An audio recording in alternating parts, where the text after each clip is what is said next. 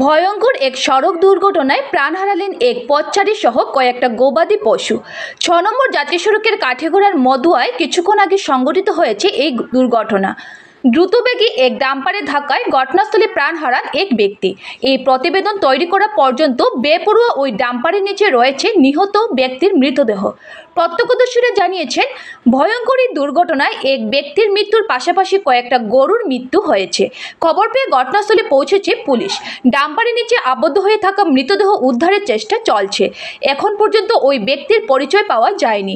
এই দুর্ঘটনার ফলে রাস্তার যান চলাচল বন্ধ হয়ে পড়েছে। রাস্তার উভয় দিকে আটকা পড়েছে অসংখ্য যানবাহন। দেখুন কিছু দৃশ্য।